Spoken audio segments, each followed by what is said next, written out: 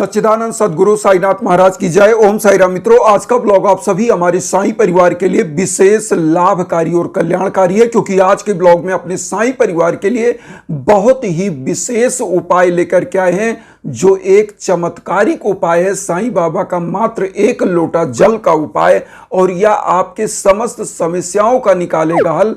आपके घर की रुकी हुई तरक्की को फिर से स्टार्ट करेगा, आपके घर की आर्थिक स्थिति को दिन दूना रात चौगुना वृद्धि करेगा, क्योंकि यह उपाय अपने आप में रामबाण है। अगर आपके घर परिवार में तंत्र मंत्र जादू टोना किसी भी प्रकार का कुछ भी किया गया है, नकारात्मक शक्तियां अगर आपके घर में हावी हैं, तो यह उसका सलूशन है, सबसे रामबाण उपाय है। आदि अनादि काल से, पुरातन समय से हमारे बूढ़े बुजुर्ग हमारे घरों में इस उपाय को करते आए हैं, और जिनके घरों में यह उपाय होता है निश्चित रूप से उसका कल्याण भी होता है। तो आइए जानते हैं कैसे करना है इस उपाय को। देखिए, सबसे पहले तो जान लीजिए, जो जल होता है यह वरुण देवता का प्रतीक माना जाता है। और वरुण देवता कौन है? हमारे समस्त चीजों के रक्षक। वरुण देवता मतलब जल अगर जीवन में हमारे ना होता तो शायद जीवन भी ना होता, क्योंकि धरा पर जल की उपस्थिति से ही समस्त जीव जंतु जीवित हैं। चाहे वह पुष्प हों, पेड़ पौधे पादप हों, कोई भी हो, जीवात्मा प्राणी सभी लोग इसी जल के द्वारा ही सुरक्षित और संरक्षित हैं।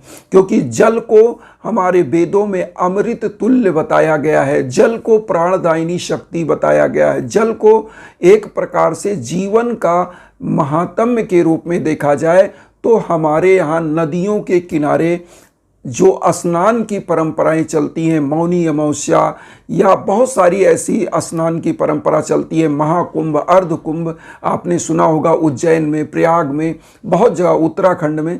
तो ये क्यों होता है? केवल जल के महात्म्य की वजह से, और जल में स्नान करने से, नदियों में, पवित्र नदियों में स्नान करने से ही आपका कल्याण हो जाता है। तो यही एक लोटा जल आपके घर में अगर पूजा पाठ होता है तो कलश के रूप में वरुण देवता को प्रथम स्थापित किया जाता है, कि वह उसमें क्या होता है, कलश में एक आम का पल्लव डाल दिया जाता है, कुछ अक्षत और उसमें तिल चावल डाल दिया जाता है, कि यह हमारे जीवन की समृद्धि का प्रतीक है, हमारे जीवन की सुरक्षा और संरक्षा का प्रतीक है वरुण देवता।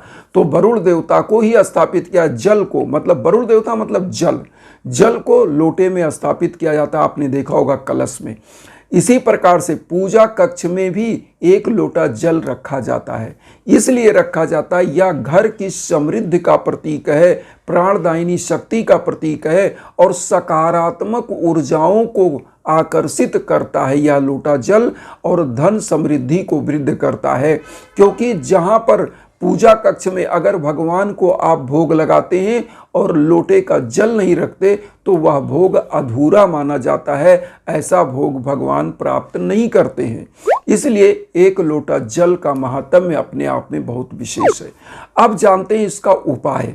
देखिए, जैसे आप बाबा की पूजन करते हैं, हमारे सभी जो गुरु भाई हैं, जो लोग साईं बाबा को गुरु मानते हैं, हम गुरु भाई लोग जो भी हैं, जिनके घर में मूर्तियां हैं बाबा की, वह स्नान कराते हैं। काकड़ आरती के समय भोर में उठते हैं, ब्रह्म मुहूर्त में अपना नहा धो करके साफ स्वच्छ वस्त्र धारण करते हैं। उसके बाद बाबा को जो है एक थाली में रख करके और बहुत ही श्रद्धा के साथ, सबूरी के साथ बाबा को नहलाते हैं। और नहलाना कैसे चाहिए? वैसे तो पंचामृत से नहलाना चाहिए, लेकिन मैं आपको कहूंगा कि अगर आपके पास वह सब चीजें नहीं है तो सबसे पहले स्नान आप जल से कराइए बाबा को। उसके बाद दुग्ध थोड़ा सा आप चाहें तो उससे स्नान करा सकते हैं, नहीं तो जल में मिला के दुग्ध से स्नान कराइए, दूध से। उसके बाद फिर लास्टली जल से, और एक थाली में बाबा को रख करके जल से स्नान कराइए। उस जल को आप क्या करिए, एक पात्र में रख करके, और सबसे पहला कार्य क्या करें, पूरे घर के कोने कोने में इस जल को छिड़क दें, क्योंकि बाबा की यह चरणामृत हो गई है। और इसको क्या करें, जिसको रोग दोष कलेश विकार है, जिसके भाग्य की बाधाएं चल रही हैं, पूरा परिवार अगर इसका थोड़ा सा पान करे, 1 चम्मच इसमें से जल लेकर के, तो उसकी समस्त भव बाधाएं दूर हो जाती हैं। तो आप 1 चम्मच पूरे घर में लोगों को चरणामृत के रूप में, प्रसाद के रूप में दे सकते हैं और घर के कोने कोने में छिड़क सकते हैं। जो जल बचे इसको आप तुलसी के पौधे के जड़ में डाल सकते हैं। यह पवित्रतम हो जाता है और तुलसी माँ का भी आशीर्वाद प्राप्त होता है। अब यहाँ पर आता है कि जो लोटे का जल, जब बाबा को आपने स्नान करा दिया, सब कुछ करा दिया, अब यहाँ पर सबसे प्रथम चीज आप जान लें, बाबा के किसी एक मंत्र का जप करें, वहाँ लोटे का जल रख लें, एक घी का दीप प्रज्वलित करें, धूप बत्ती प्रज्वलित करें।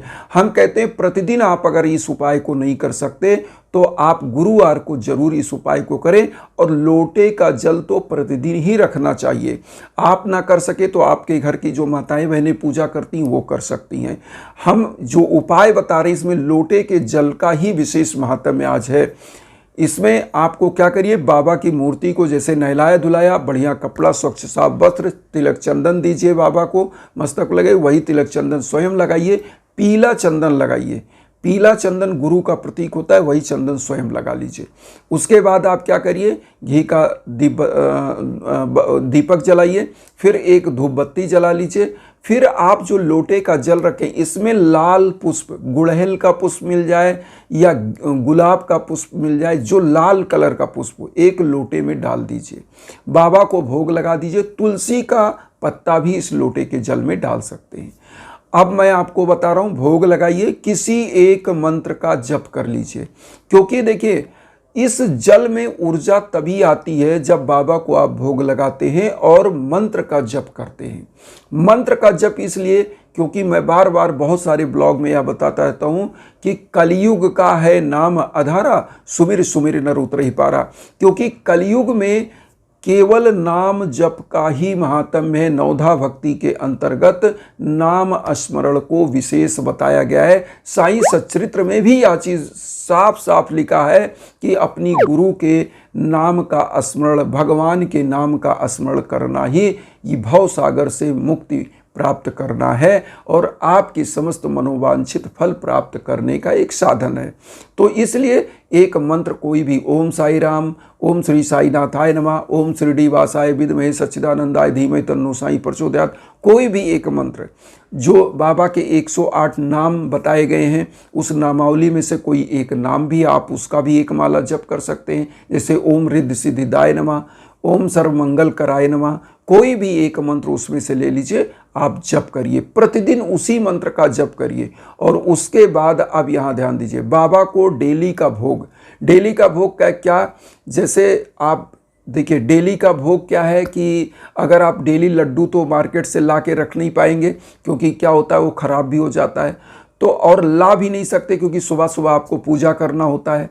तो आप क्या करें कि मिश्री, किशमिश, ड्राई फ्रूट, जो पंचमेवा होता है, इसको आप एक डिब्बे में बढ़िया से रख लीजिए। डेली भोग के रूप में कटोरी में सब कुछ लगा के बाबा के सम्मुख करिए, उसमें तुलसी का पत्ता डाल करके, और उसके बाद जल थोड़ा सा चम्मच से निकालिए और बाबा को वहाँ पर अर्पित करिए भोग के रूप में, आचमन करिए। उसके बाद आरती करिए बाबा का, धूप दीप आरती होने के बाद आप इस जल को क्या करें, जो जल आपने रखा पूरे परिवार को चरणामृत के रूप में दे सकते हैं, और पूरे घर में पूजा के बाद जल को छिड़कना चाहिए। आपने देखा होगा कि जब आपके घर में पूजा पाठ होता है तो पंडित जी क्या, कुश डाल के, कुश और पैती डाल के उसको चारों तरफ सभी जो बैठे हुए श्रद्धालु होते सबके ऊपर छिड़कते हैं, क्योंकि यह क्या होता है, शीतल होता है। जल का जो मेन प्रकृति होता है शीतल होता है, आपकी ग्रह बाधाओं को भी वह शीतलता प्रदान करता है।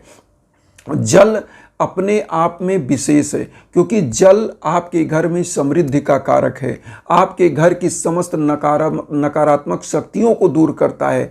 अगर आपके घर में तंत्र मंत्र जादू टोना किया गया है तो मैं एक चीज़ बता दूं, जो यह लोटे का जल है, प्रतिदिन आप पूजा के उसमें कक्ष में 1 लोटा जल रखिए और सुबह जब उठिए तो उस जल को अपने दरवाजे के मुख्य पॉइंट पर, मुख्य दरवाजे पर तो छिड़किए, पूरे घर के कोने में छिड़किए।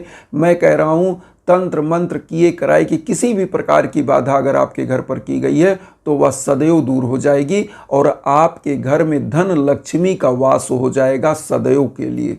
कभी निर्धनता आएगी नहीं। ऐसे घर के लोग हमेशा स्वस्थ होते हैं, सुखी होते हैं, निरोगी होते हैं, क्योंकि बाबा की कृपा बनती है। और जल जब पड़ता है तो घर पवित्र होता है, क्योंकि हमारे यहाँ पुराणों में भी लिखा गया है जल सबसे पवित्र माना गया है। इसीलिए हम किसी भी वस्त्र को या किसी भी चीज़ को क्या करते हैं, जल से पवित्र करते हैं। आपने क्या देखा होगा पंडित जी, जो आप फल फूल वस्त्र लेके आते हैं उस पर कुश डाल करके जल से उसको सिंचित कर देते हैं, छिड़क देते हैं उस पर, और वो पवित्र माना जाता है। तो हमारे यहाँ जल का जो परंपरा है वह पवित्रतम माना गया। हमारे वेदों में भी लिखा, अमृत तुल्य बताया गया जल को। तो आप इस उपाय को जरूर करें। और एक चीज यहाँ पर और बताएंगे, जब भी इस कलयुग में सबसे बड़ा चीज क्या है, यज्ञ याजन हवन। यज्ञ याजन हवन, अगर आपके जीवन में कोई भी बाधा चल रही है, चाहे संतान प्राप्ति की, चाहे विवाह में, चाहे नौकरी में, बिजनेस व्यापार में कोई घाटा चल रहा है, या दाम्पत्य जीवन में कोई दिक्कत चल रही है, रोग दोष चल रहा है, पैसे का आगमन अगर रुक गया है, आर्थिक स्थिति डैमेज चल रही है, तो ऐसे समय में आपके नाम गोत्र पर संकल्प होकर हवन होता है। इसीलिए हम इंस्टाग्राम का लिंक देते हैं वीडियो के बीच में।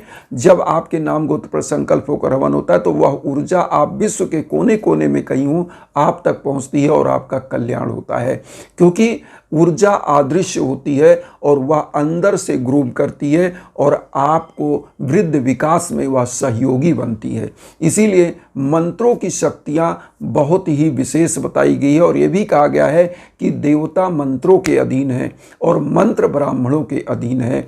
तो इसलिए मंत्र का जब जब होकर के उपाय होता है तो निश्चित रूप से आपका कल्याण होता है। तो इन्हीं भावनाओं के साथ एक चीज़ और कहेंगे कि वसुधैव कुटुंबकम की जो भावना हम लेकर चल रहे हैं उसमें आप सभी लोग चैनल को सब्सक्राइब करके हमें भी अपना परिवार बनाइए। उन साईं भक्तों तक वीडियो को जरूर शेयर करिए जो किन्हीं कारणों से कष्ट में, दुख में। इसी भावना के साथ ओम साईं राम।